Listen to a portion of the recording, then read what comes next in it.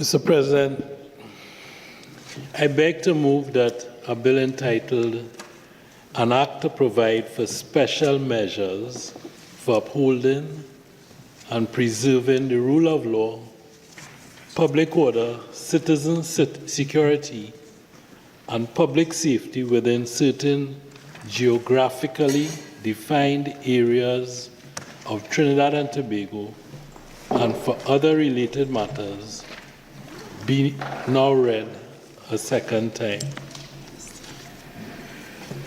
Before the Senate this evening, at this late hour, this important bill seeks to allow for the creation of what the bill describes to be zones of special operations. The bill allows for targeted intervention by law enforcement in areas of the country in which there is a concentration of criminal activity and in which gangs are known to be active. The criminal activity which is undertaken in these areas includes homicides, shootings, extortion, robberies, and other serious offenses. That being said, unlike traditional enforcement surges, from time to time, the police would go into areas and spend significant periods of time. Unlike traditional enforcement surges, ZOSOs are not a purely geographic containment strategy. They are designed to be an intelligence-led intervention aimed at dismantling criminal networks rather than simply suppressing activity within a fixed location. Mr. President, by way of introduction, I wish merely to say that the legislation is supported by a number of persons in this country. You've had a number of comments made over the past week or so. One by Clive Dotton, who on the 15th of January 2026 welcomed the initiative, saying that they had worked, the zones had worked well in Jamaica in addressing levels of crime in hotspot areas. And he said, and I quote, "It is a success story and is useful in a post-SOE period." He added that at the end of a state of emergency, it is important to have something in place to continue the gains made, and significant gains have been made by us. He stressed, however, that along with hard policing, there should be social interventions. That is provided for in this bill, including input from non-governmental organizations, religious bodies, and sporting groups. In the Guardian of the 7th of 2026, a former Commissioner of Police, Mr. Griffith, and regional security expert, Dr. Gavin Hira, as well as, well, there was another endorsement by a former police officer, Wayne Head, who plied his trade at the United Nations doing security work. But Mr. Hira described zones of special operations as a viable and effective option once the SOE ends, warning that crime could surge if emergency powers are lifted without proper contingency planning. I'm not sure if that was Mr. Hira or Mr. Griffith. But suffice it to say that there have been endorsements by persons totally unconnected with the government of what the business of the Senate is involved in this evening. Mr. President, gangs in Trinidad and Tobago are not rooted solely in physical space. They are sustained by leadership structures, financing channels, firearms, supply chains, communication networks, and systems of community control. The key personnel, however, tend to be territorial and tend to control physical spaces. Now, one might ask, how are zones identified?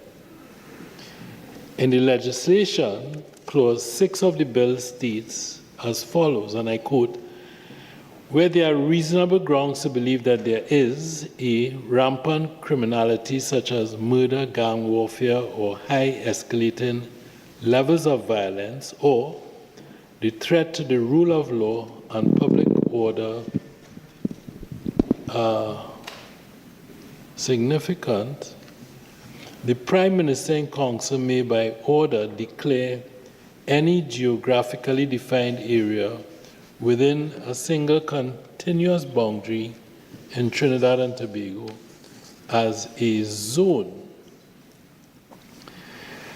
It has been said that these zones somehow target persons belonging to a particular race, a particular creed, and some misguided persons suggest that that might extend even to a political party.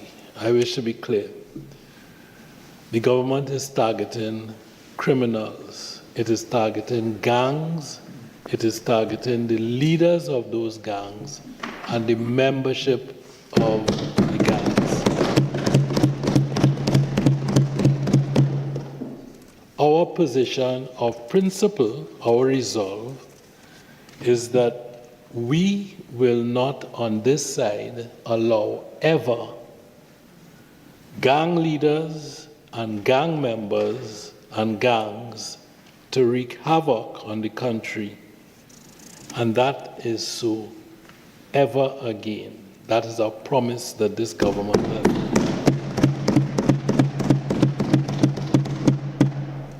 Mr. President, the citizens of the country and we as a nation face unprecedented threats, threats that could not have been conceived of in 1962 when the Constitution was first written, or even in 1976 when the Republican Constitution was drafted. The law must adapt and evolve as circumstances and challenges of the society evolve and grow. And our responses to those threats and challenges must be adequate lest we perish as a society. So yes, this is new legislation. And the fact that it is new does not mean that it is bad. It means that the government recognizes that if we are to win the war against the criminal elements today, we must do something differently. And Mr. President, that is not to say that we are taking complete credit for the thought behind the legislation, because our friend opposite, by happenstance, Senator Arawi, and this is something that we had known but not spoken of, But Senator Arawi is not going to tell an untruth. He drafted a law which is almost on all fours with the piece of legislation that is before us today. It failed in the womb in the cabinet of the People's National Movement. He drafted a law.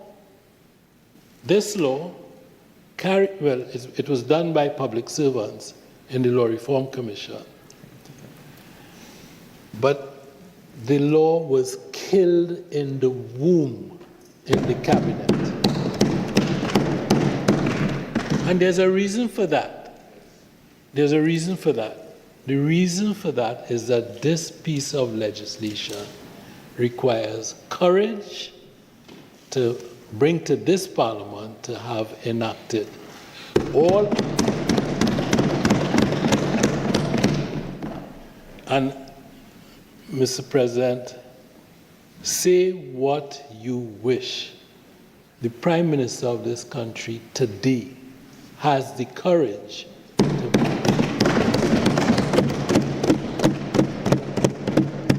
to have us bring this legislation before this Parliament. Now, so that it is the first time that the legislation is before the Parliament, it is not the first time that it has been conceived of.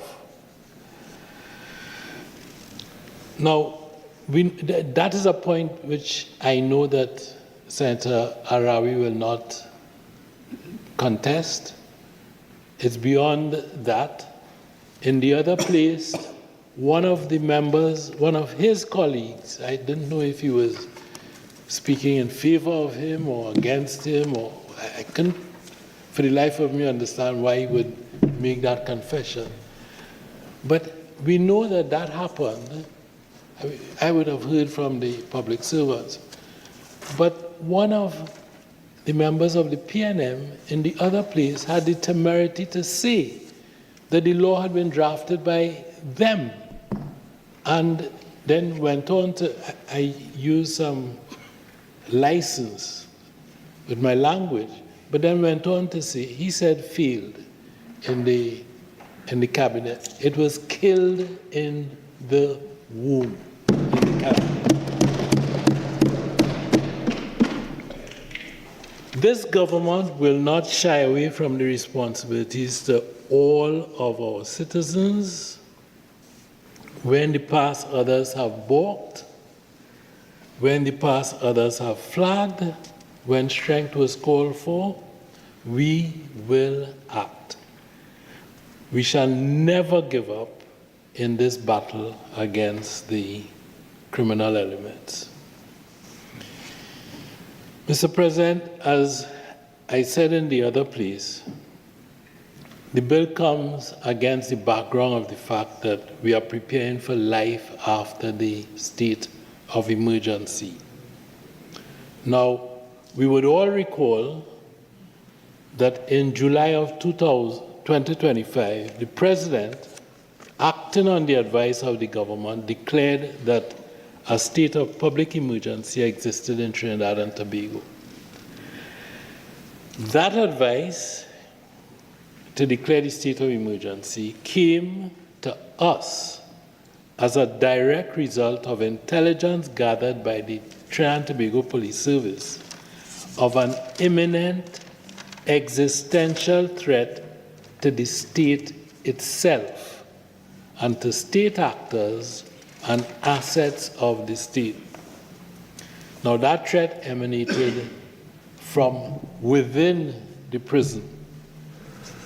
And as previously disclosed, it was a result of, it involved collusion and collaboration among gang leaders within the prison system, employees, unfortunately, of the prison, and affiliates of gang members outside in the society. As a matter of fact, and I can confirm this evening, that the threat was evidenced when a voice note, which I had heard some time before, eventually made its way into the public domain, in which one of the key persons involved in this plot was actually caught on tape. I wish to avoid the use of the word intercept. I know that Senator Arawi might have a problem with the use of that word and the law, but he was caught on tape saying, this one has to fall, this one has to fall, this one lives here, and so on and so forth. That took place when a gang leader was brought from Tetron, where he was housed, and could not communicate, to the High Court.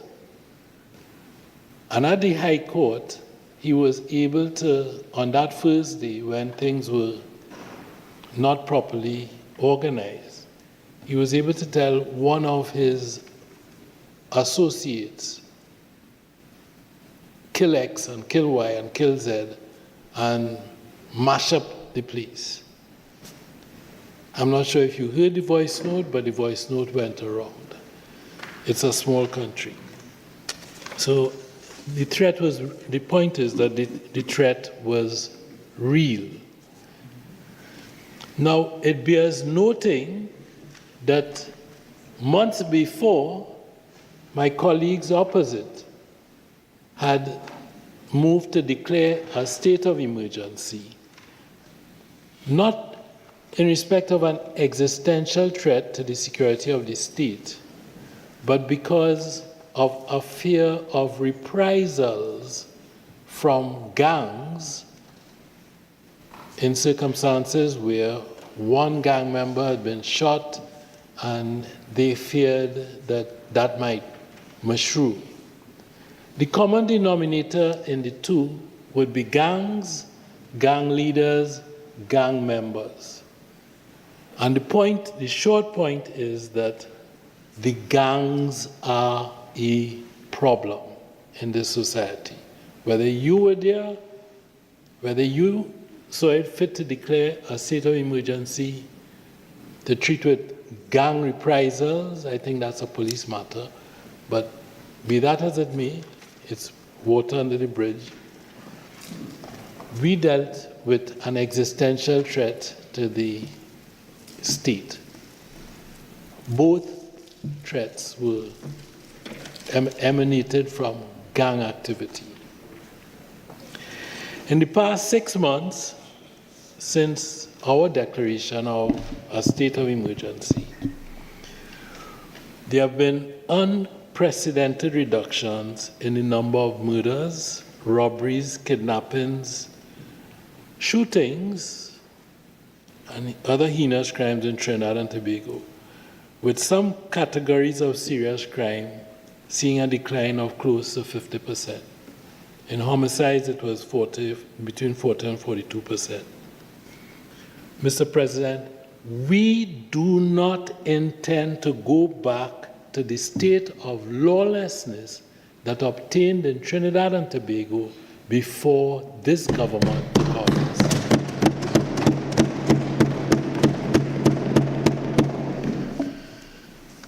Now, I say we obtained a significant amount of intelligence on how exactly the gangs operate.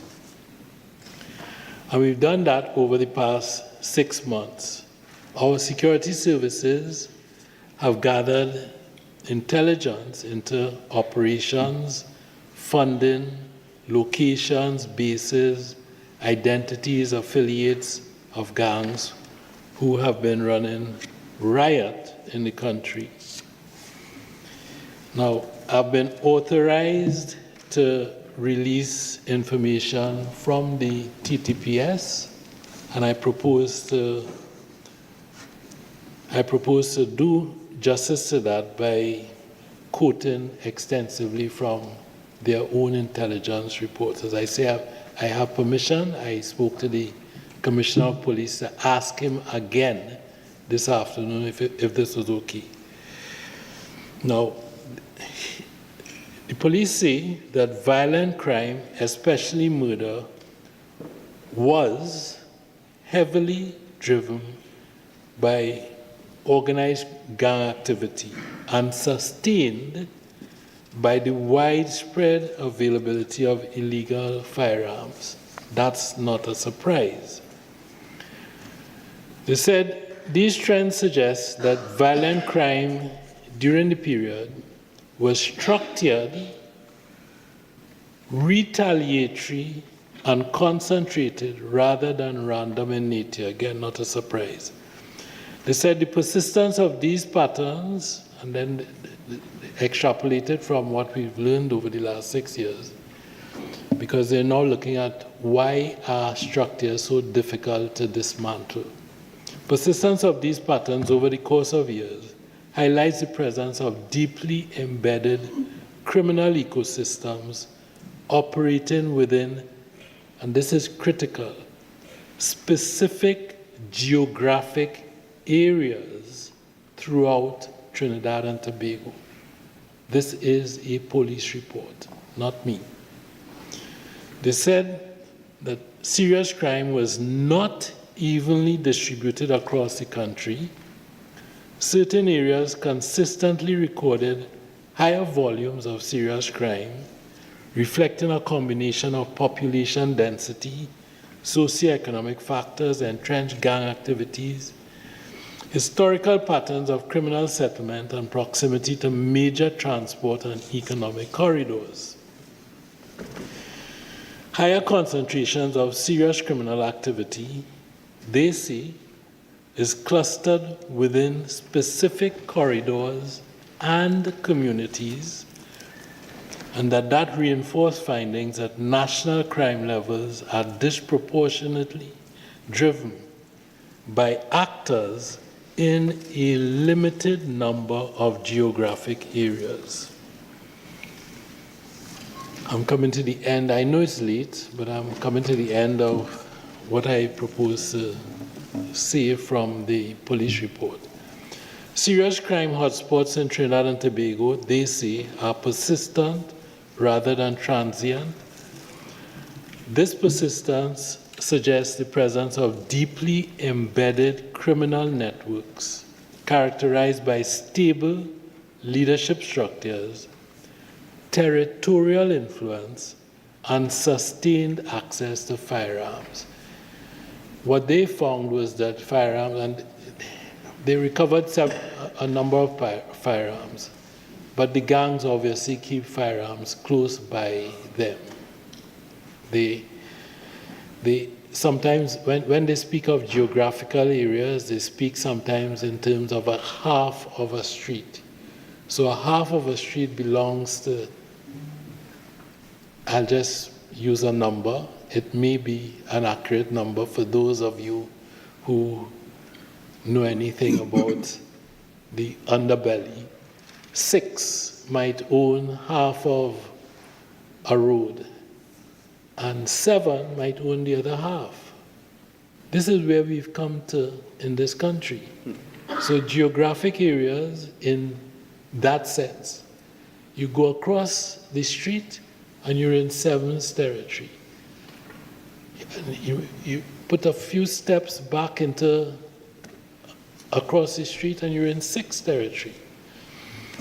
And the firearms are located, because these people know sometimes that the police are around, but not around for very long.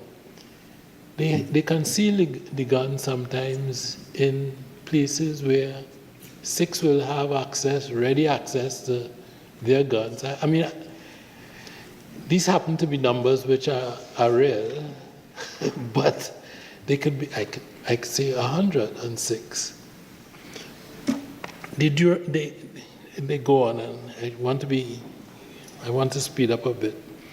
The durability of the hotspots, that helps to explain why national crime levels have historically been resistant to short-term or isolated interventions, and why meaningful reductions in violent crime are difficult to sustain. And then finally, they say because violent crime is clustered within defined areas, again, the constant theme that is running through this is that we are speaking of defined areas. Because violent crime is clustered within defined areas, changes in enforcement intensity, leadership disruption, or criminal mobility within these communities can result in significant shifts in crime figures for a brief period of time. Mr. President, those opposite know, I believe, that what I have just stated is true. They just lack the resolve to do anything about it. They said, as a matter of fact, they're on record as saying, crime, that's for the police, not for me. The former Minister of National Security had a penchant for sleeping in the Senate and sleeping in the House of Representatives.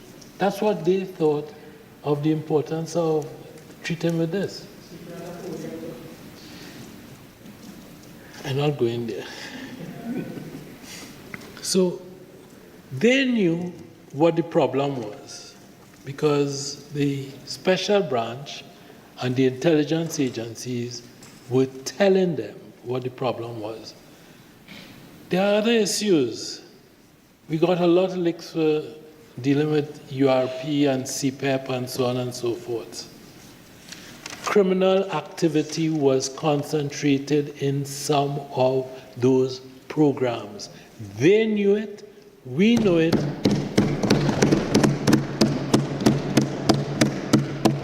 We had the courage to do something about it. We are not going back there.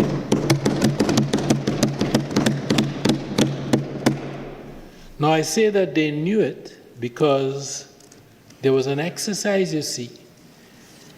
In 2017, without the benefit of legislation, there was a problem in a part of Trinidad and Tobago. People were being killed every single day, basically. The TTPS in that part of Trinidad and Tobago, without the legislative framework, went in and they maintained a heavy police presence, joint army, what we call JAPs, joint army police patrols, went into this community and basically locked the community down for a period of time in 2017. They know about it. There was no legislative support for it, but a lot of good came out of that exercise. It lasted for a protracted period of time, and the homicide rate fell from 1 in every day or 1 in every other day. It fell precipitously to almost 0. Now,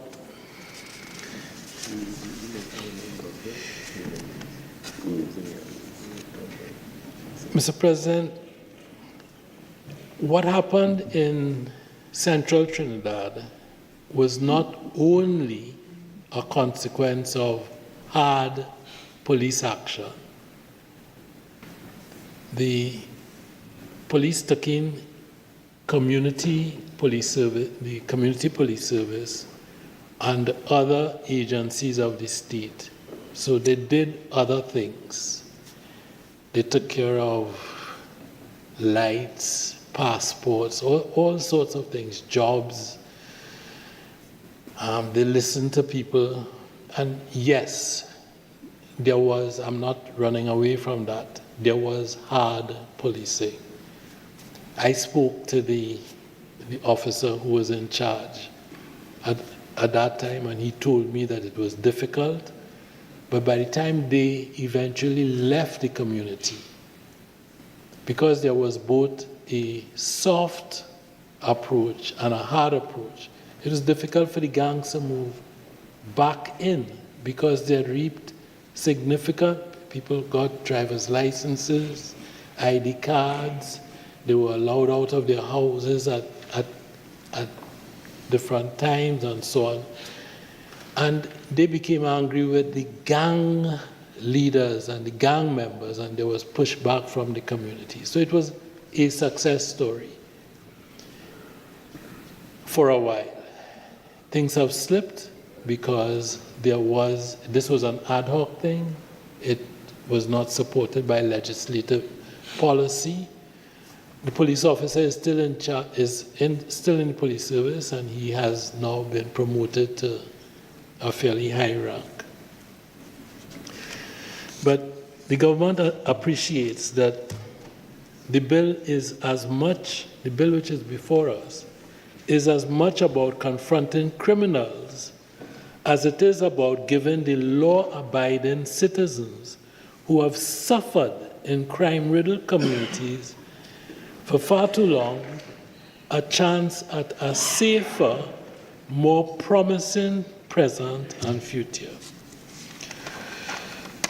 So we have built into the bill measures designed for the betterment and development of the communities which may fall into the zones of special operations. So the bill provides for the establishment of a social transformation committee to do various things, including to treat with physical infrastructure, health, environment, land tenure, that's a major issue, housing, settlements, but also to identify threats to sustainable development of the community within the zone, of course, to deal with unemployment as well. Now, there are, and I'm not running away from this, there are a number of things that have been said in the national community about, I gave the testimonials, of course the opposition plays a valuable role in a democracy. And the opposition, their friends, and concerned persons in the society have expressed views. I want to treat with some of those now. First of all, the bill is not a state of emergency. It's a point which I belabored in the other place. I repeat it here today. The power, first of the powers that you get in the legislation do not apply to the country as a whole. That's for starters. It's not a state of emergency. It is a zone of special operations. Now, what are the features of the zone of special operations? Well, you can have arrest without a warrant, but while the bill does allow for arrest without a warrant, that power already exists both in statute and in common law. So if you look at clause 18 of the bill, you'll see that the joint force, where the joint force is carrying out an operation in a zone, a person shall not be arrested or detained unless the officer in charge of the operation is satisfied that there are reasonable grounds for the arrest or detention of the person. So it is possible to have an arrest without a warrant on reasonable grounds. Now, on that point, I'd just like to refer to a case that comes out of the Supreme Court, which, as you know, if the other side of the Supreme Court, it's the same building, one side is the Supreme Court, the other side is the Privy Council, manned by the same judges, it's our highest court. Now, in 2015, in a case R versus the Commissioner of Police, And this is a decision of Lady Hale, who was then Deputy President of the court. She delivered a judgment on the 17th of December 2015. And wow. She said that the case concerned the exercise of police powers on suspicionless searches. Ours are not suspicionless. We have to have reasonable cause. Now, what she said in the case, and I just want to read the first paragraph of the decision because it's important for us. She says, in this country, we are worried of giving too much power to the police. We believe that we should be free to be out and about in public without being subjected to compulsory powers of the police, at least unless and until they have reasonable grounds to suspect that we are up to no good. Our legislation has reasonable grounds, reasonable suspicion.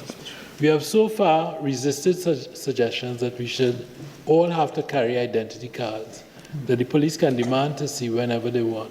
We have unhappy memories of police powers to stop and search suspected persons.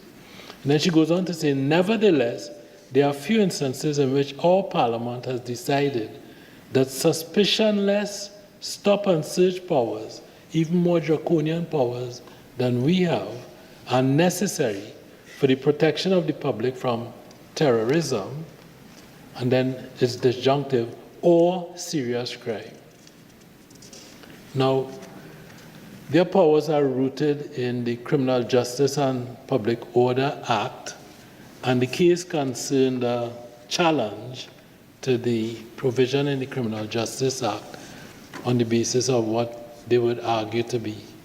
They don't have the power to say it's unconstitutional, but contrary to the Human Rights Act. And the court rejected the challenge, and this dicta is important. Now, in arriving at the decision, this is what the court says. Any random, suspicionless power of stop and search carries with it the risk that it will be used in an arbitrary or discriminatory manner in individual cases. There are, however, great benefits to the public in such a power. It is the randomness and therefore the unpredictability of the search which has the deterrent effect and also increases the chance that weapons will be detected.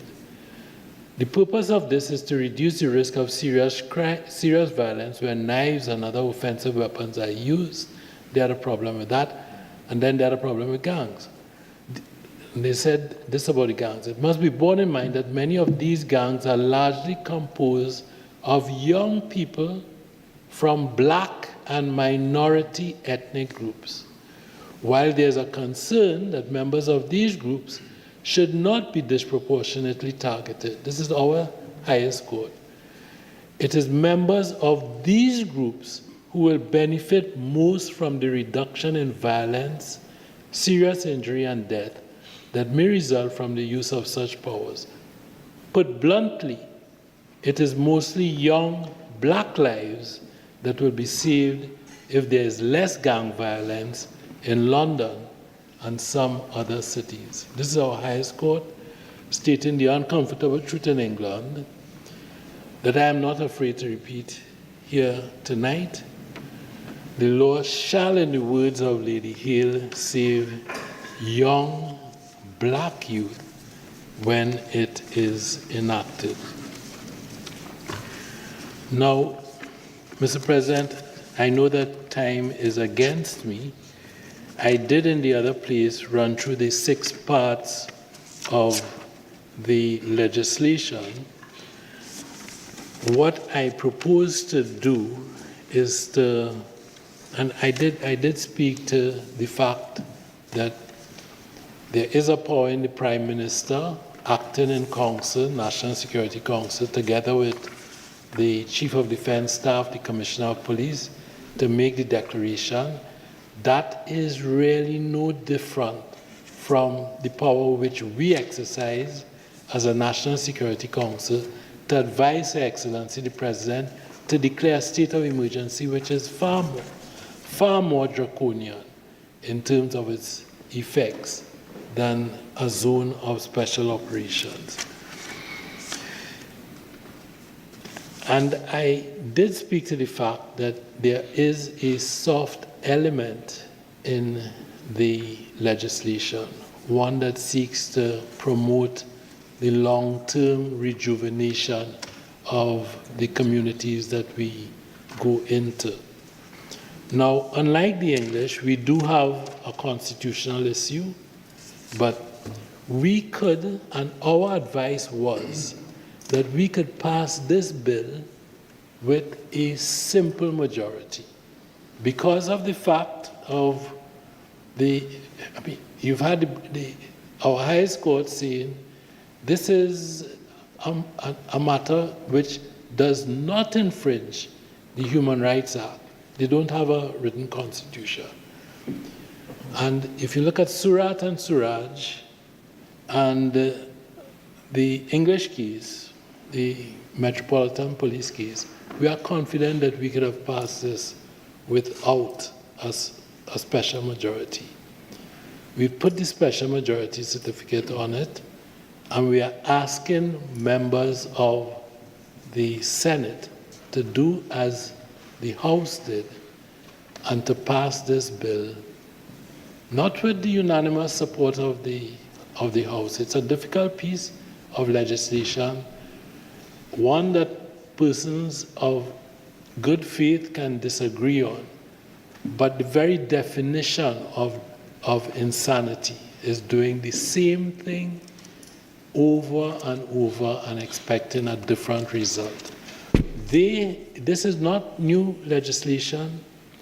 They have tried, my colleagues opposite, it's not that we woke up one morning and decided that we were going to be demagogues, or we were going to be dictators. They tried it. When I was in government, Mr. Manning, the Prime Minister at the time, took a proposal to the National Security Council to treat with this. The country today faces a crisis which it has never faced in its entire existence. This is the nature of the response that must meet the threat of this moment. And I'm asking members of the Senate to work with us to ensure that Trinidad and Tobago does not slip back to where we were 2 years ago with a murder rate close to 700 and with rampant crime on the streets. And I want to remind my colleagues opposite, with a government in place which, having declared a state of emergency to treat with gang reprisals, then sat quietly as a state prosecutor charged with executing the laws, was assassinated in cold blood during the state of emergency. We are not going back there.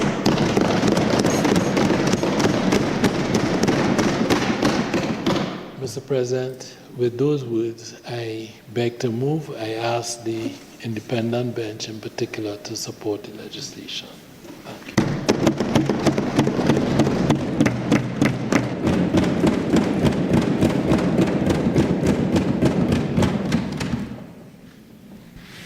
Honorable Senators, I shall now propose the question for debate.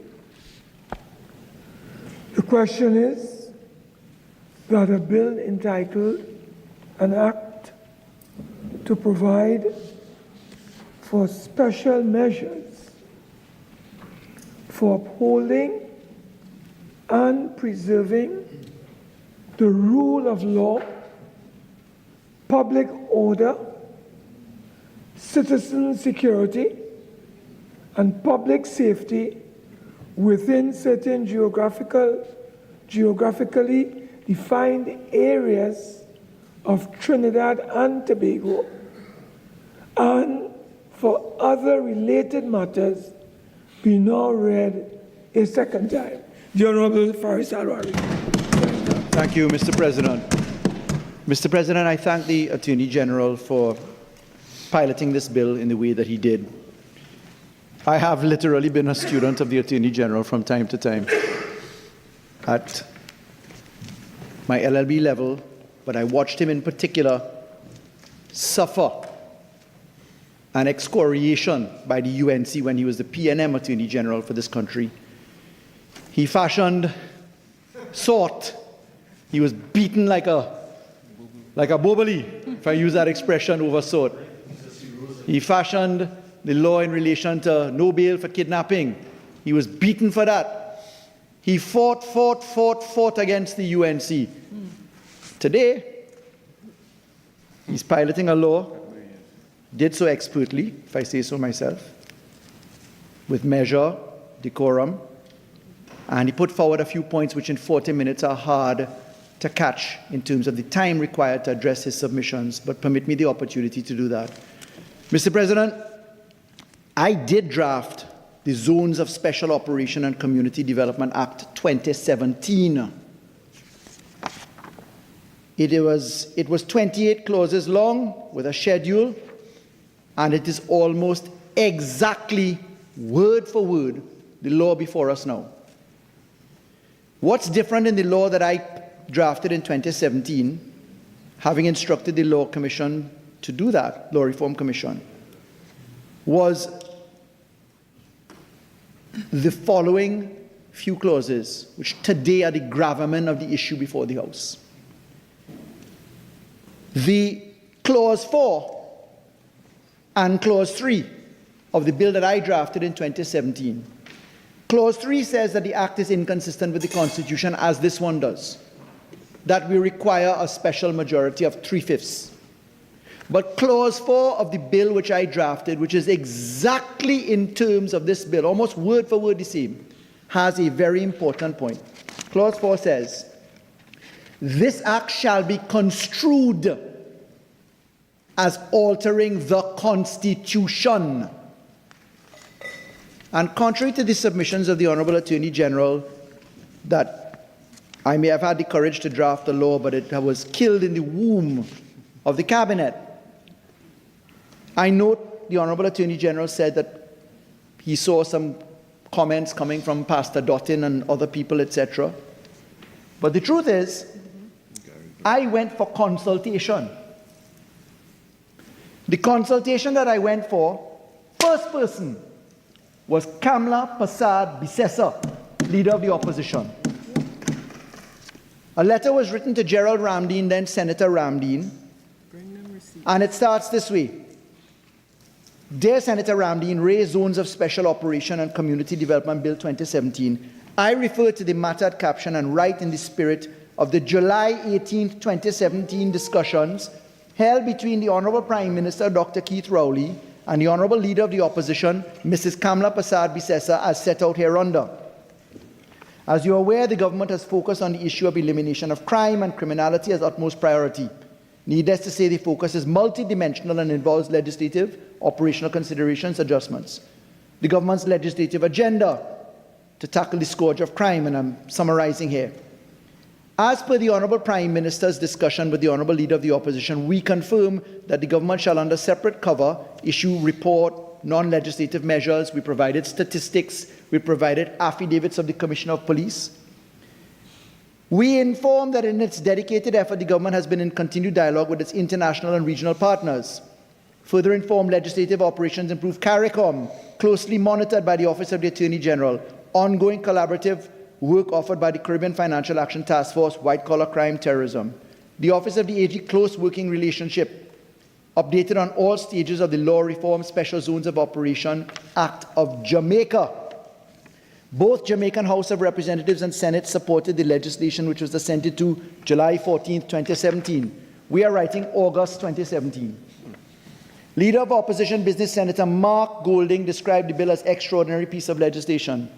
The development and passage of the Jamaican law fits squarely into some of the conditions that currently apply in Trinidad and Tobago, and the government has spent considerable time reflecting upon the possibility of applying similar legislative approach. Jamaican law, I provided a copy, opposition's information, special zones not exceeding 60 days. The law permits inter alia joint forces comprising Jamaican Constabulary and the Jamaican Defence Force. Body cameras, extension of time, affirmative resolution of Parliament. Sound familiar? The Office of the Attorney General has drafted a bill reflective of the Jamaican law. It's entitled this, which requires both a 3/5 and a 2/3 special majority. The Office of the AG desires to obtain the views of stakeholders on this bill and advances same for due consideration of the Cabinet. In this regard, find copy of the draft bill. Law has the potential to deepen and sustain on-the-ground crime. Greatly appreciated. Here the end. I ask you to note that the draft bill may require necessary consequential amendments to several laws, including the Police Service Act, the Defence Act, the Firearms Act. The amendments are being actively considered but ultimately flow after receipt of stakeholder comments. We have letters to the Law Association. We have letters to to the DPP's department. We have to the Southern lawyers.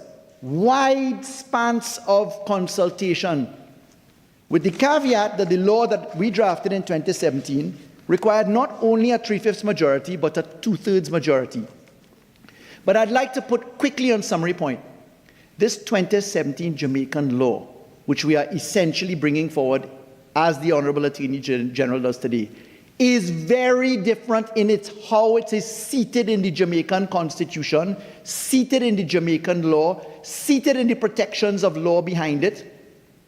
It also comes at a time, today, in the form that it is clothed in the Trinidad version, where it does not reflect upon the Administration of Justice Preliminary Inquiries Act, the AJIPA Act. Because in 2019 again, 2019 again, 2020, 2020, 2020, 3 times again, 2023, 2024, 2024 again, 2025, we amended the Administration of Justice Preliminary Inquiries Act. We created a division of court, we put in court rules, and we specified up to this Parliament the mechanisms by which you can have search warrants, arrest warrants, the manner in which persons charged with indictable offences come before the court. We drew the distinction with the summary courts, chapter 420, because you can be arrested and come before a magistrate for a summary matter. But this 2017 Jamaican law, clothed now without a 2/3 majority, brought before us now, has none of the anchorings of how you are treated when you are charged. But this law is about one concept in law. This law is about the separation of powers principle.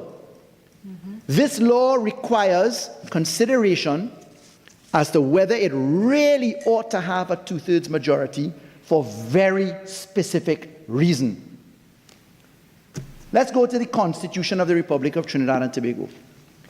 Section 4 and 5 treats with human rights. Right to equality before the law, right to enjoyment of property, all of the rights that we have, right to private life, qualified, etc.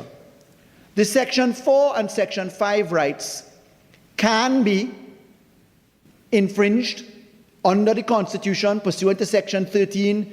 It must be proportionate. It must be reasonable in a society such as Trinidad and Tobago, and with a 3/5 majority, you can pass it. This bill has that. Clause 3. You can exercise emergency type powers to infringe constitutional rights in the Constitution under the emergency powers section of the Constitution. We know that. We have had many SOEs. Exceptions for emergency, part 3 of the Constitution, section 7 to 12. You can also derogate against very entrenched rights pursuant to section 54 of the Constitution. Section 54 is the section of the Constitution that says, if you are going to interfere with the Constitution or certain provisions of it, whether expressly or impliedly, I'm paraphrasing, you must have certain majority support. In particular, Section 54, subsection 6 says, in this section, references to the alteration of any provision of this Constitution of Trinidad and Tobago Independence Act 62 includes reference to repealing it with or without reenactment thereof, or making of different provisions in place thereof, and listen to this bit, or the making of provisions for any particular case or class of case inconsistent therewith to modify it and to supersede its operation for any law. And I propose now to address you, Mr. President, as to why Section 54(6) is relevant to this law, why in the version that I drafted in 2017, it required the clause 4, which says this act shall be construed as amending the Constitution, because Section 54 says, insofar as you're going to alter sections, and I'm going to read the relevant ones, 116 to 125 of the Constitution, it must be passed by Parliament unless the final vote thereon in each House is supported by the vote of not less than 2/3 of the members of each House. And what are those provisions that we're referring to? Those provisions that we're referring to are the provisions which give the constitutional protection. Section 110 is the Judicial and Legal Services Commission. Section 122, Chapter 9, Appointment to and Tenure of Offices, Service Commissions. 120 is the Public Service Commission. 121 is Appointment of Public Service Officers. 122 is the Police Service Commission. 122A is relevant to the removal of members there. 123 is Powers of the Police Service Commission. 123, capital A, Powers of Commissioner of Police. Underline that, asterisk, and highlight it. It is 123A. The Commissioner of Police shall have complete power to manage police service. Commissioner of Police have power to appoint, transfer police officers, remove officers, exercise discipline, etc. The Constitution, the supreme law of the land, says that the Commissioner of Police has the power to manage his affairs. The Commissioner of Police and the Deputy Commissioner of Police under the Constitution are to be disciplined and managed by the Police Service Commission. The Police Service Commission is the independent entity which is insulated from political power by the architecture of the Constitution and by numerous decisions of the Supreme Courts of Trinidad and Tobago, that is the Privy Council, in particular, the case of Endell Thomas. In particular, the dicta of Lord Diplock, which speaks to the need for an anxious scrutiny to avoid the risk that a political entity may essentially have an army at its disposal for political purposes. In other words, if there is no protection from ministerial input, which I will come to and how this bill offends it, then you are in trouble and the rule of law is in trouble. And Mr. President, let me jump immediately into the bill. This bill, Jamaican in draft, this bill, and I'll come to the differences in the Jamaican point, but let me anchor the Constitution right now. This bill provides for something called a joint force. This joint force is a combination of the Trinidad and Tobago Police Service. I've just told you how the police service is anchored in the Constitution. The police service is managed by a Commissioner of Police, that's 2nd Division. The Police Commissioner and the Deputy Police Commissioner are managed in terms of discipline, reporting, accountability, reports to the Police Service Commission every 6 months. They are managed by a Police Service Commission, not by politicians. There's a method to insulate how the members of the Police Service Commission are appointed. The second arm of the joint force in the law is the Trinidad and Tobago Defense Force. The Trinidad and Tobago Defense Force is a very different creature. The Trinidad and Tobago Defense Force chapter 15, the Trinidad and Tobago Defense Force, chapter 1401, says this. We have here, there shall be established and maintained, section 5 in Trinidad and Tobago, a body of military forces, style Trinidad and Tobago Defense Force, unit of land force, the regiment, Coast Guard, such other units as President may from time to time. Every unit shall be charged with defense of Trinidad and Tobago, and with such other duties as may from time to time be defined by the Council. The President may at any time unit deployed out of Trinidad and Tobago. The Defense Council, Part 2, Section 7. There is established a Defense Council consisting of the Minister, that is the Minister of National Security, who shall be chairman, 2 other members of the Cabinet appointed by Prime Minister, Chief of Defense Staff, Permanent Secretary, Ministry of Defense. Where the Secretary is absent, etc., the Council shall, Section 8, subject to subsection 2, the Council shall be responsible under the general authority of the Minister for the command, administration, and discipline of all other matters relating to the force. The responsibility of the Council, subsection 2, shall not extend to operational use of the force, for which responsibility shall vest in the Chief of Defense Staff, subject to the general or special directions of the Minister. There is no equivalent of a police service commission for the Defense Force. Now, why am I raising that? Trinidad and Tobago Police Service, okay. Trinidad and Tobago Defense Force, let's treat with that. Let's look at the bill. The bill says, and I want you to look at sections of the bill that pointed. When we're looking to the operation of the Joint Force, the Joint Force has a very specific power when you're dealing with the powers to operate in the zone. And the Joint Force under Part 4, powers of Joint Force in zone.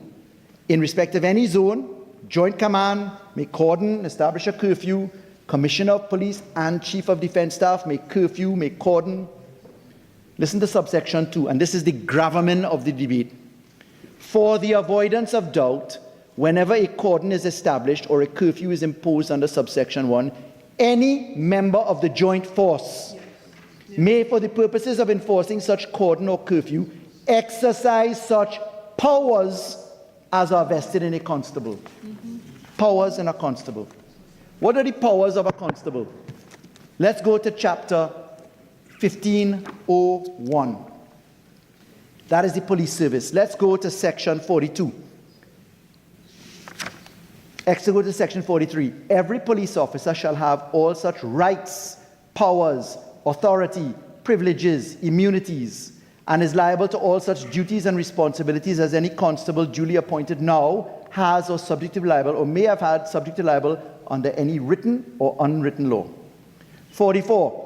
General power of police officer, wherein any written law powers conferred upon a police officer, a certain grade, such power may lawfully be exercised by police officer of higher grade. 45. General duties of police officer. A police officer shall preserve the peace, detect crime, other breaches, may arrest, charge, bring before a summary court, person found committing, etc., summon, prosecute, serve and execute, shall keep order, repress internal disturbances. A police officer may arrest without warrant. Section 46. Charge with another person who commits a breach of the peace, obstructs police officer, etc., etc. 47. Warrants issued. 48. Execution of warrant. The police have very specific powers. Now, we in this bill provide the army with police powers. The police have the constitutional protection of the arrangements in our sections 122, 123, 123A of the Constitution. The police have been held to be insulated pursuant to the dicta of the Privy Council. But look at what we are doing in this bill. This bill says that any member of the Joint Force may search without a warrant any vehicle. That's section 16. search any place, vehicle within a zone without a warrant. We then go to the power to arrest. Look at clause 18. Where the joint force is carrying out an operation in a zone, a person shall not be arrested or detained unless the officer in charge of the operation. Who is that? The joint force, the joint command. It may be army, it may be police. Where are the immunities, even in a lawful arrest which is determined by a court, or where a court determines that an arrest is not lawful? Where are the immunities for the Trinidad and Tobago Police Service versus the Trinidad and Tobago Defense Force? Where? How do you claim to protect the members of the public constitutionally when we know that the discipline and management of the Defense Force is ultimately up to the Minister of National Security? The Honorable Attorney General is right. It wasn't that this is the first time that this is happening. In Trinidad and Tobago, we had a different version of this. In Trinidad and Tobago, the UNC government brought a bill commonly referred to as the Soldier Police Bill.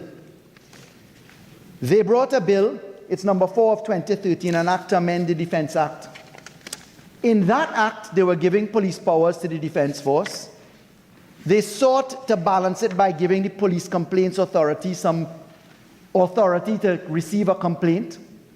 But the problem with that law, as the problem with this law is that you do not have the protection of a service commission over the Defense Force. The discipline is subject ultimately to the council, which is up to the minister. The minister controls what the CDS, the Chief of Defense Staff, does. And when we get into what can be done or not done, it is imperative that we look to the words of Lord Diplock in Thomas versus the AG, 1981, 32 WIR.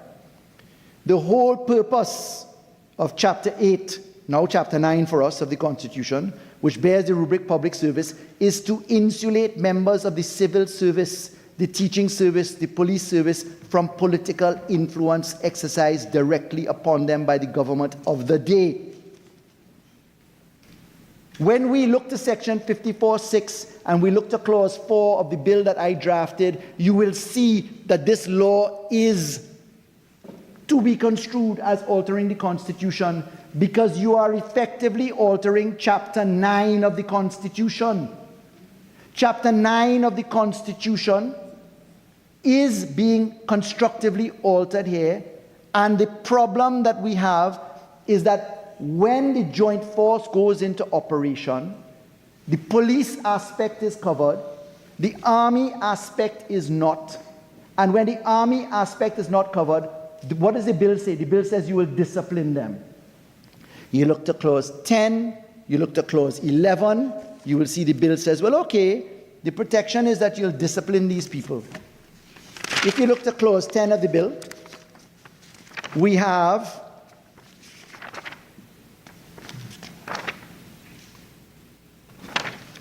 if you breach any member of the Joint Command, you shall comply with written accountability and reporting systems. 10.5, a person who fails to comply with subsection 4 is liable to disciplinary action. Similarly, if you look to clause 11, subsection 2, a member of the Joint Command who fails to comply with subsection 1 is liable to disciplinary action. How does disciplinary action help us in a constitutional context? It does not, Mr. President. And if we go into the crux of the complaint, we are compelled to know that we are making provisions for a particular case, in my view, in a collision with Chapter 9 of the Constitution, because you cannot fail to look at it as if the Police Service Commission is being asked to look at the Defense Force. We are not making the members of the Defense Force expressly under the ambit of the Police Service Commission, but we are impliedly asking that consequence to be held. And when we do that, it's why you need a 2/3 majority, Mr. President. But Mr. President, Jamaica, if I may ask how much time I have left, Mr. President? 15 minutes? Jamaica, from which this law comes, Jamaica started with this law in 1974. In 1974, they had the Jamaica Suppression of Crime Act. That one had security forces, constabulary of Jamaica, that's the police, Jamaica Defense Force. They gave them powers to enter zones.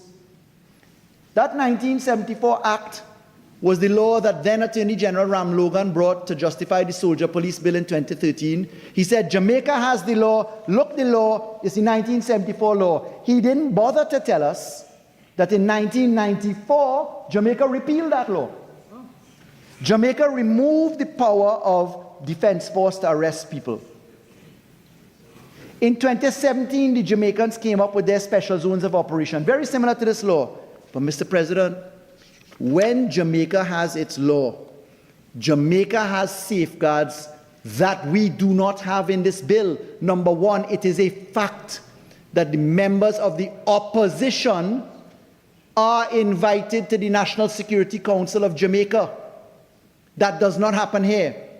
Number two, this is the most important reason why Jamaica cannot be used as an all-fours precedent. Jamaica has something called the Independent Commission of Investigations Act 2010. It's called INDICOM. The INDICOM is established by law. And INDICOM says, for the purposes of this act, there is hereby constituted a commission of parliament to be known as the Independent Commission of Investigation. The commission shall consist of a commissioner appointed by the Governor and Council after consultation with Prime Minister and Leader of the Opposition. Independent, similar to our Section 80 of the Constitution. Functions of the commission, INDICOM, is to look at any complaint concerning a security force. Who is the security force? The Jamaican Police, the Jamaican Defense Force, the Island Special Constabulary Force, the Rural Police, the Parish Police.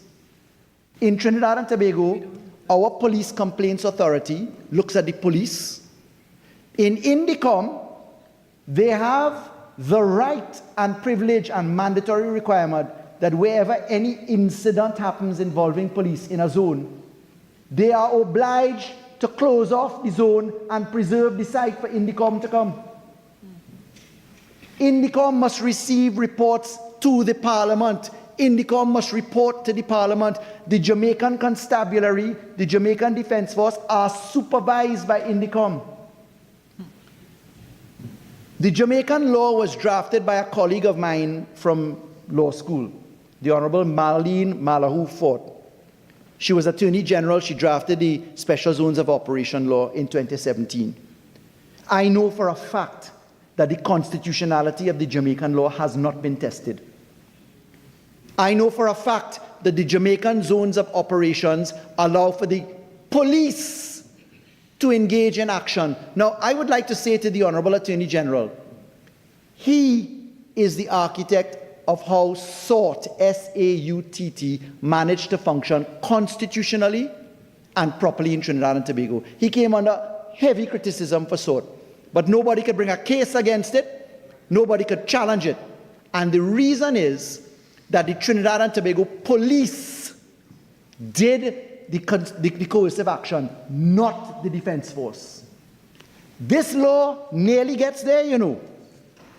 If you look to this zone and you go, our special zones law, and you go to the powers in the zone, and you look to the Joint Command, Army and Police going in to search, the Honorable Attorney General, in bringing the same law that we drafted, says in subclause 3 to clause 16, a police officer in connection with a search may seize. It's not a joint command. If this law said that the army is mere aid to force, cannot arrest, cannot seize, cannot search, but could stand up and watch, you're good. What this law also does not do, it does not tell us, and it has implied repeal consequences, What happens on arrest? You're told you can arrest. You'll go to the police station. They'll hold you for a number of hours. If you don't go to the police station after those hours to a magistrate, you could go to a judge. Nowhere in here is the issue of bail. 10 minutes. Now, it doesn't expressly say so, but it does not do as we did in a JIPA and tell you that when you are arrested, you go through the indictable route, you go through the summary route, you go to the master for initial hearing. We just dealt with a JIPA. The Honorable Attorney General brought forward an amendment which he had to bring forward, which we all supported, subject to certain amendments. And in dealing with a JIPA, what did we do? We took conscious reflection of a recent case, and that was a judgment of Joel Alexander and the Attorney General. Sure. I have very short time. I know. I was enjoying your presentation. Up to the point with bail, if you read the law properly, you'll see that your first port of call is the magistrate. If the magistrate says no, you go to the judge. And the purpose of that is to get to be released. Thank you, AG. I was coming to the point. I'm going to add it further to say it does not expressly remove the right of habeas corpus, which we accept is there as well, so I accept that. But my point is, the process mapping which we engage with in a JIPA, where you are streamlined in how the charges are to be brought to you, etc., the drafting of this in light of the passage of a JIPA may lead to a collision which suggests in court, whilst we may intend one thing here, because it is not in line with a JIPA, the question is whether we are impliedly repealing certain aspects of a JIPA or the Summary Courts Act, because a subsequent law is deemed to affect another law which came earlier than it has been passed. And therefore, I say as a drafter of law that my concern is that with the passage of a JIPA and with the amendments that we have made most recently for the inclusion of a justice of the peace, the law that we just passed in the Senate, Mr. President, says a justice of the peace could give you bail at the moment you are in the police station. This law does not suggest that. This law does not suggest that. This law says that you should stay in custody. Now, when this law says that the magistrate may let you go, not satisfied that there's reasonable cause, or the judge may say that he's not satisfied there may be reasonable cause, what happens to the fact that we only give powers and therefore responsibilities to the defense force? What about privileges and immunities? Do they pay out of pocket? The Police Service Act has privileges and immunities. We have given powers. What about immunities? Did Parliament in its wisdom intend to exclude the immunities? It's a question to be asked. I believe the AG, and I may intellectualize over this, but this is going to be argued in court, Mr. President. So, if I may ask, how much time? 7. With 7 minutes, nowhere near enough time to do justice to a debate that this requires. This is perhaps the most fundamental principle of law. I believe that stringent powers are required. If this law were to say, let's come up with the ability to put a cordon and a curfew in very carefully designed circumstances by the police, okay, Trinidad has the emergency powers in the Constitution. It also has a Disaster Measures Act. Our Disaster Measures Act allows parts of Trinidad to be taken over and managed and for compensation to be paid. But this law does not allow for compensation. The committee which is being appointed has no form of insulation from against political involvement. The Jamaican committee involves a committee which appoints INDICOM. That committee is comprised of members of the opposition and government. They say a leader of the House in the Senate with the opposition leader. They say a leader of the House in the House of Representatives with the opposition counterpart. This law does none of that. So the committee that we're looking at for social involvement is not, with the greatest of respect, with a veil of ignorance on, one that lends itself to a view of appearing to be other than controlled by the minister. Who's going to control the prime minister in this? Who? If this bill was dead in the womb, whose womb? Why did Mrs. Prasad Bisesa, leader of the opposition, not write to us at any moment in time, despite repeated reminders to her for consultation on this law? Whose womb did it die in? The womb of the PNM? That is to pretend that the leader of the opposition wasn't consulted in writing and that the prime minister did not go to her and sit in a meeting. This law was not progressed because the constitutional concerns. Today, I am so pleased to hear everybody on the UNC bench talking about Surat and Suraj. You remember, Mr. President, I was mocked constantly for daring to say that proportionality is what determines our law, and that Surat would be upheld. Ultimately, Lady Hale's dicta was upheld in the case of Suraj. But the mischief here is the separation of powers, not just the proportionality. You cannot have a Trinidad and Tobago Defense Force that has only supervision and management by the Minister of National Security. You cannot centralize the calling of zones in the hand of the Prime Minister and say Jamaica does it when the National Security Council in Jamaica involves the opposition when required. You cannot say that there's adequate supervision by the court when the Service Commission is what looks after discipline, etc., concerning the Trinidad and Tobago Police Service, but it is the Defense Council. I sat on the Defense Council for 10 years. If I don't know how the Defense Council operates, something wrong with me. And Mr. President, the Defense Council is certainly, in its construct in law in the Defense Act, Chapter 1401, it is not an independent entity, Mr. President, in the form of the veil of ignorance required. Mr. President, I went back to the casting of the Defense Act in 1962, and I pulled up the Hansard, and I saw the contributions of the Attorney General, Senator Richards, on 7th of August 1962. And he said this: "It will be realized that men who serve in military forces are subject to different conditions of employment, and in civilian employment, hence the tendency in most countries, course of time, to evolve an almost separate system of law, military law. Many things done in connection with military forces have no exact counterpart in civil law."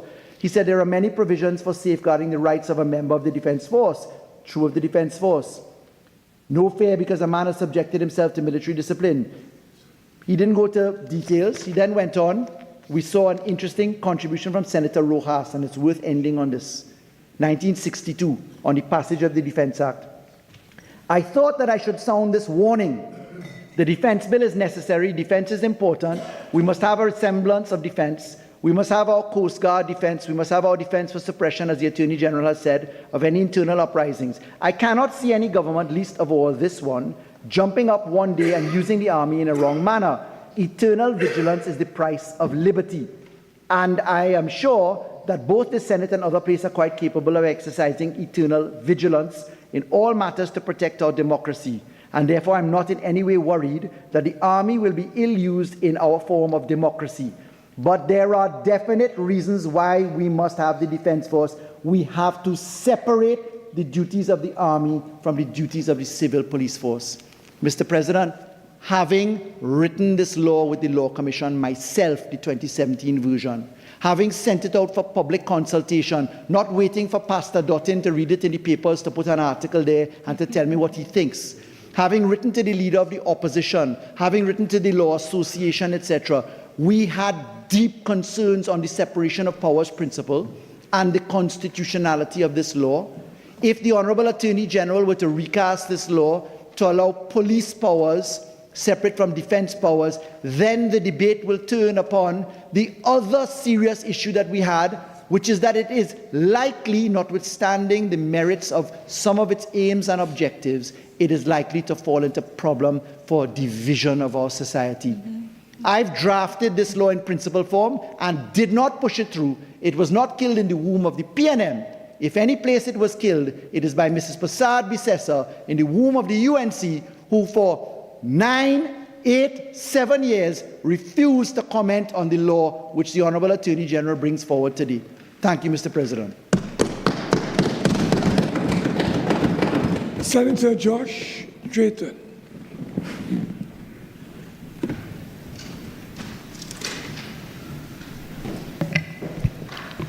Thank you, Mr. President, for this opportunity to contribute to this very important bill. I do understand that I stand between all members getting home, so I will try to be as brief but as comprehensive as I could be given the time. Let me also take this opportunity, Mr. President, to wish you, your family, and the senators present Happy New Year and best wishes for 2026. Mr. President, first I would like to start with a quote. And this is based on the Jamaican legislation that is being referenced, of course, throughout. And this quote is taken from some work done by CAPRI, the Caribbean Policy Research Institute. The report is titled Groundwork for Peace, Reorienting SOZOs for Sustained Violence Reduction.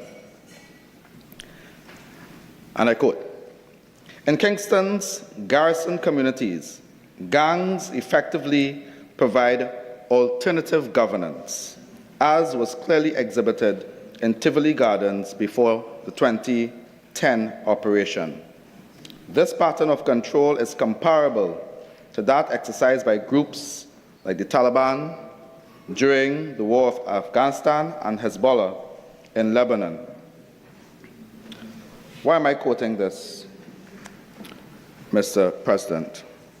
Mr. President, we have heard the references by the Honorable Attorney General with respect to intelligence related to criminality in Trinidad and Tobago.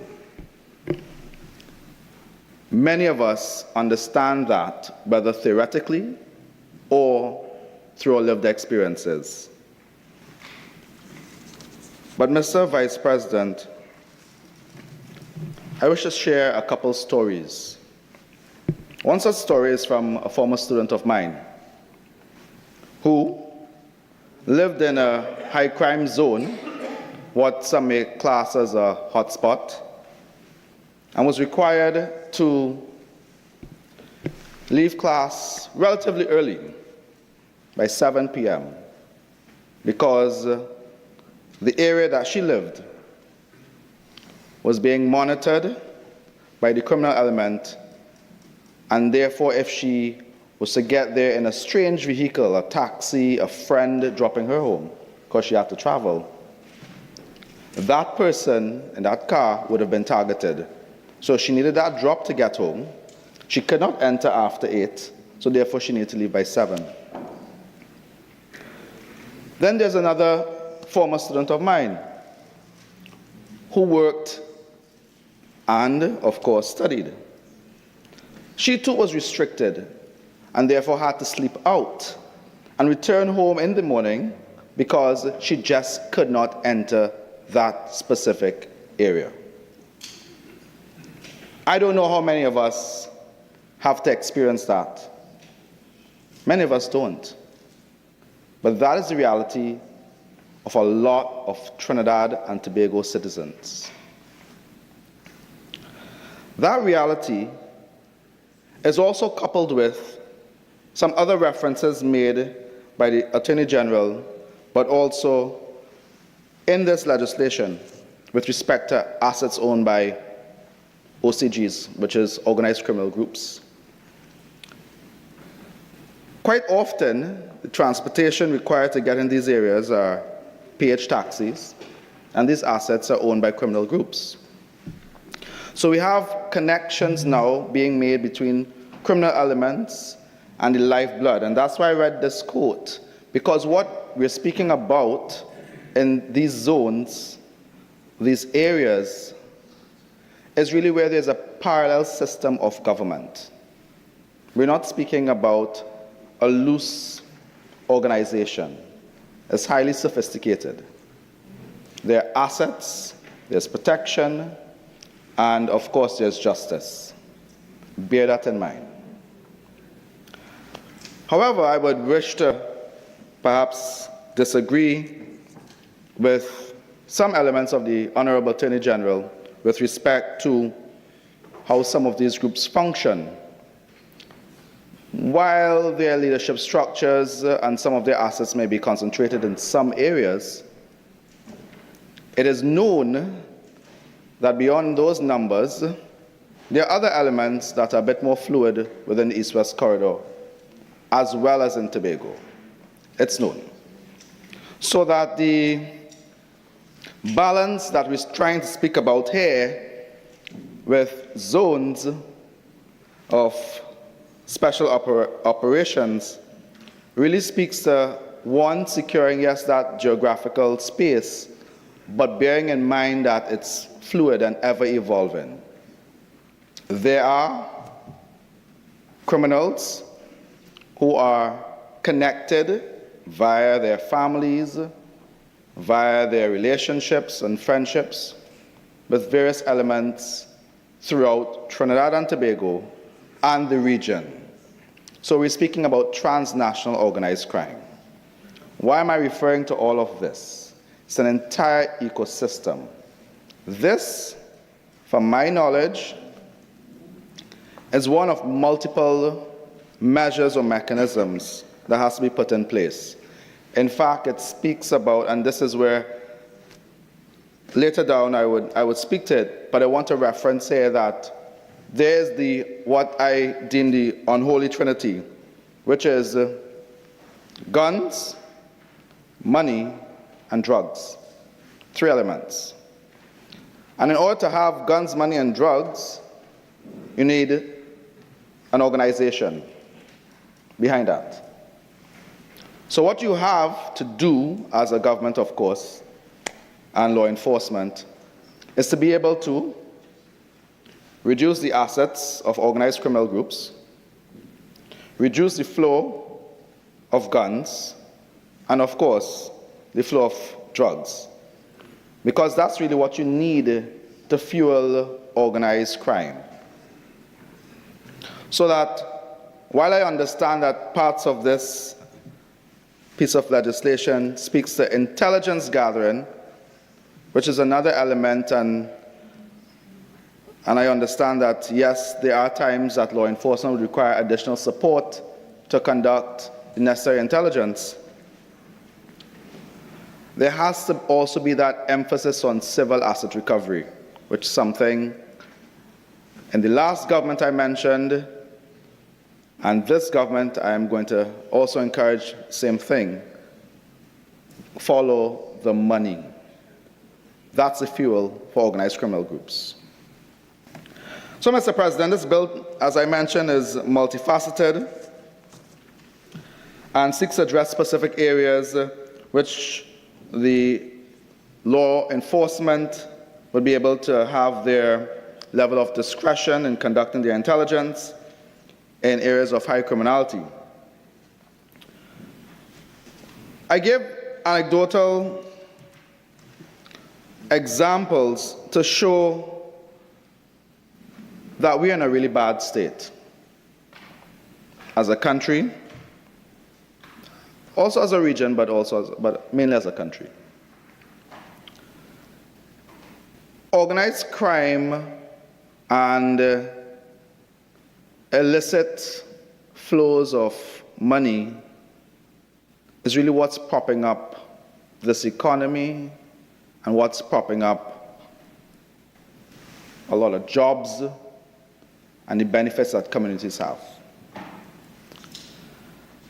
And it has become so dire in some of these communities that persons are unable to survive without the input of these gangs that we mentioned. Many would know about Dons in Jamaica. You see the same thing happening here with these zones. We also have to bear in mind that criminals move, so that these zones may be fluid, and later down I'm going to ask, when we look at the legislation, the Honorable Attorney General to, and I guess he would speak to that later down the line, it's really the profile of what you consider a special zone of operations. Is it where there's a high level of certain kinds of crime? What would those crimes be? Is it extortion, as you mentioned earlier on?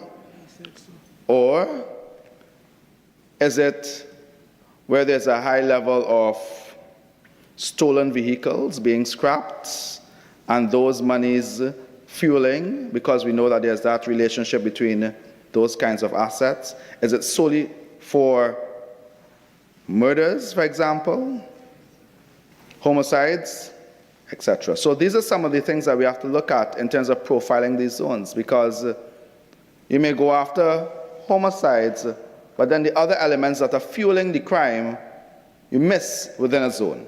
And that may be the zone that has to be controlled. Yeah? And we know that there's that relationship between the mineral sector and organized crime. So these special zones of operations assume several things, Mr. President. One, that there's a special relationship between criminality and specific geographic areas, as referenced earlier. That criminals who reside in those specific communities or zones remain and commit crimes within those zones, and, as the quotation alluded to, have created a parallel system of government. And then finally, the other assumption is that law-abiding citizens in those zones require government protection. I just want to reference the responsibility of the state, as many of us would know in introductory level of politics. We know Hobbes and how Hobbes described the state of nature. And the state of nature, according to Hobbes, is described as solitary, poor, nasty, brutish, and short. That's the state of nature. And I want us to reflect on that, because the role of the civil state and the establishment of, theoretically, government is to ensure that life is not solitary, poor, nasty, brutish, and short. And if you look at the life expectancy in some of these areas, you would understand that life is short. And that's why this is important. And therefore, the state or government has that responsibility to secure life and limb, but also to ensure that there's peace, there's security, there's prosperity, and there's justice. So, Mr. President, I want to go into some of the reviews or critiques of the Jamaican legislation, how it's relevant to us. We know that Jamaica had a similar piece of legislation implemented as a multifaceted national security strategy. We know that one, it was to address intelligence-led policing, the Attorney General spoke about that, and anti-gang operations. There were significant reductions in Jamaica where murders fell from significant numbers, and in 2025 fell to 673, representing a drop of 41% from 2024, and the lowest in 3 decades. And this is from the Jamaica Gleaner. Official highlights seizures of illegal firearms also, as well as dismantling criminal networks and enhanced interagency cooperation was key to the success. And this legislation speaks to joint command and joint operations. As noted by Senator Alwari, you had that this was first launched in 2017, and there were 3 main objectives. Simply put, clear, hold, build. Clear, in terms of reducing the level of criminality. Hold, sustain the effort. and of course, BUILD, which is the community development component to the Jamaican ZOSOs.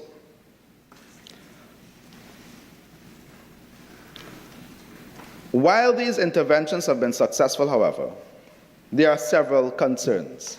And these concerns, some were raised by Senator Alwari, and I suspect may be raised by some of my colleagues.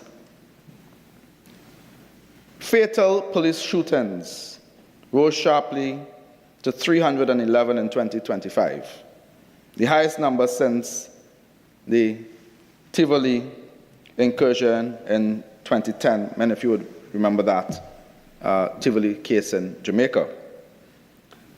So that this suggests that reductions in murder may partly coincide with more aggressive policing. So it now comes as balance in terms of abuse of police powers and reduction in crime. Historical context shows that declines are sometimes temporary.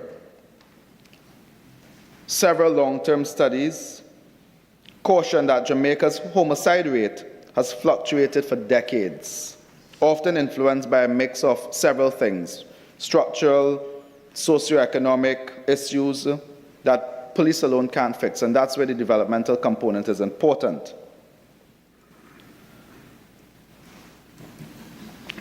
Campbell et al. 2020, in an article titled "Politicking with Crimes in Jamaica, Specially Established Parliamentary Units in the Jamaica Constabulary Force, Zones of Special Operations and States of Emergency," noted, states of emergencies have consistently reduced major violent crime, including homicides, by significant margins. That's correct.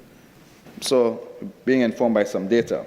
That's correct. Murders dropped by 32% during SOE periods compared to ZOSO periods. And this is, the AG mentioned, I think as Senator Alwari, from 1970, this was a longitudinal study that Campbell et al. Conducted. ZOSOs improved some types of crime, so robberies, break-ins, rapes, right? But did not reduce murders. And murders actually increased during the period compared to earlier initiatives. It then went on to speak about something previously: parliamentary units had inconsistent effects on some lowered crimes and had no effect or worsened crimes in some of these areas. Long-term homicide trends continued upwards, showing structural issues were not fixed. Over the period 1970 to 2020, neither the JLP or PNP government showed statistically significant differences in homicide outcomes. And this is important because it speaks about the politics. So what's the conclusion to that study? Very simply, the only intervention that clearly and consistently curbed Jamaicans' violent crime, especially murder, was a state of emergency. ZOSOs and parliamentary units helped in some areas, but did not curb the homicide crisis. And there was a reason why I asked the question about the profiling of zones, because it's related to the statistics. So, I want to go to another study. I mentioned the Capri study in Jamaica. And that study in particular spoke about things like land tenure. I think I went for some water, and I think the Honorable Attorney General mentioned that land ownership, tenure, those titles. That's important as an element to increase community engagement, but also increase that ability for members of the community to have access to resources. So benefits of land tenure regulation in this instance in Jamaica was seen to reduce gang violence And I think the Honorable Attorney General spoke to the fact that access to passports and certain kinds of government documents increased or enhanced the communities in central Trinidad.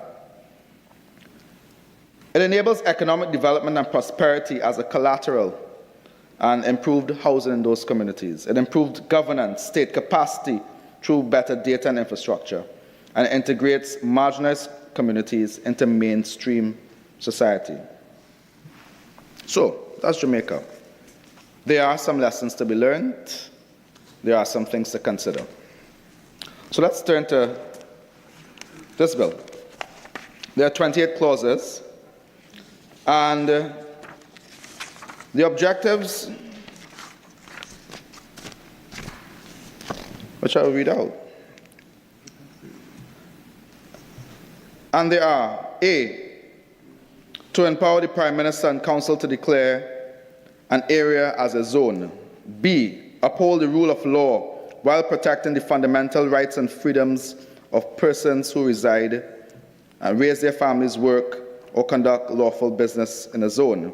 C, to conduct law enforcement activities to rid a zone of illegal activities, firearms, weapons, ammunition, and other contraband. And I want to know that connection between how these zones are established and the connection between how organized criminal groups provide livelihoods for people in those zones. Yeah? Because if that's removed, we now may have another problem. So it's something that has to also be looked at carefully. Empower the members of the joint force to search a person, vehicle, place without a warrant within a zone if they reasonably suspect that an offense has been or is about to be committed. Reference being made again to searches. I think Senator Alwari spoke to that.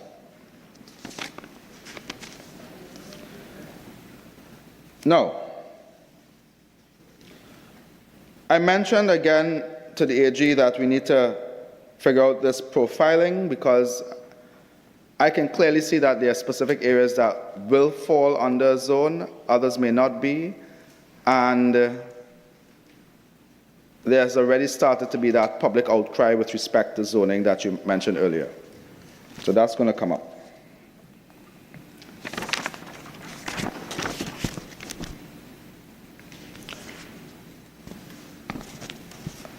I also have a concern in Clause 9, with Clause 9. And this is the revocation of the order. The order declaring a zone may be revoked at any time by the Prime Minister and Council on his own motion or on the recommendation of the Commissioner of Police or Chief of Defence Staff. In the Jamaica legislation, there was reference to consultation with the Commissioner of Police or Chief of Defence Staff. And I would suggest rewording it to read that the Prime Minister in Council, on the consultation or the recommendation rather of the Commissioner of Police or Chief of Defence Staff, taking away that high level of discretion in his own motion, or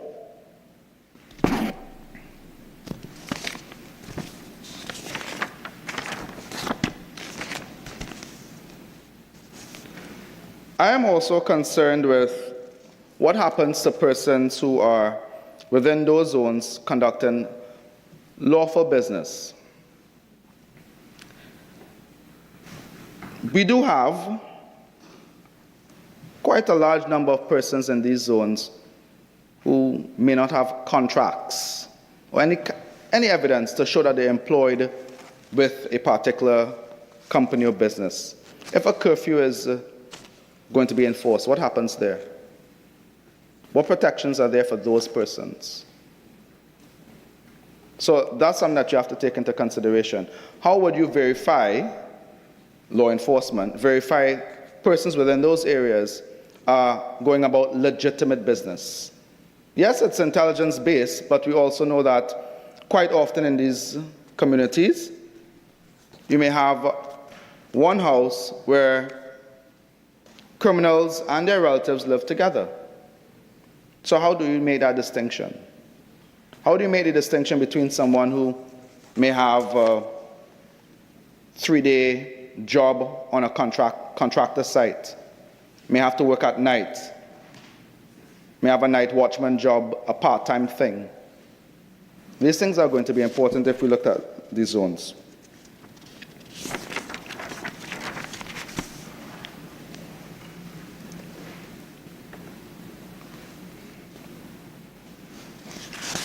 So there are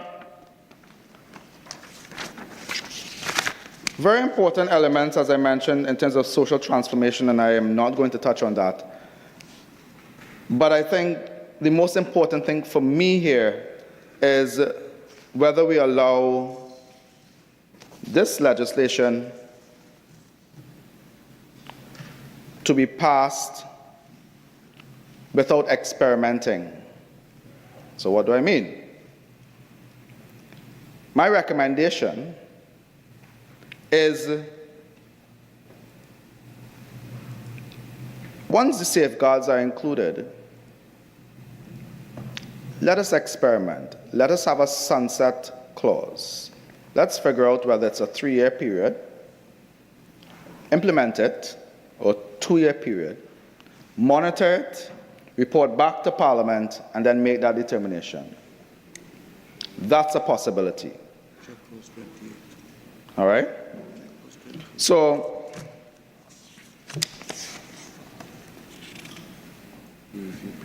oh yeah, legislation is reviewed all the time. But there's a big difference with the sunset clause, saying this legislation is for this specific period.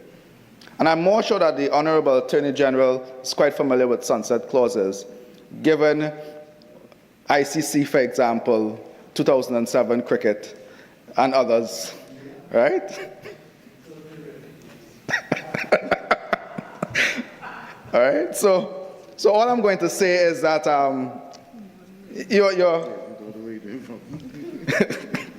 you are familiar, and therefore it's important for us not to be afraid. You mentioned courage.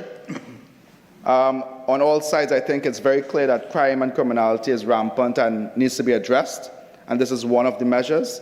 I mentioned that this has to go along with other elements within the arsenal, such as civil recovery, which we're not hearing a lot about, and we need to. But I would like to say that I support this with the caveat that it should be piloted as an experiment, 2 to 3 years, see how it goes, and then you can make that change. Mr. President, I don't wish to detain members any further, so therefore with those few words, I thank you. Leader of Government Business. Mr. President, it's 11:18 p.m. And pursuant to an agreement arrived among all of the benches, I beg to move that the Senate do now adjourn to Wednesday, January 21st at 10 a.m. for the resumption of the debate on the law reform, zones of special operations, special security and community development measures bill 2026.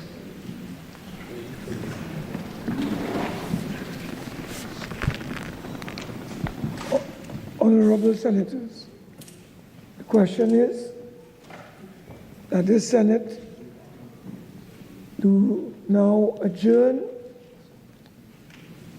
to Wednesday, January 21st, 2026 at 10 a.m. Those in favor say aye. Those against say no. I think the ayes have it. This Senate now stands adjourned to Wednesday, January the 21st, 2026 at 10 a.m.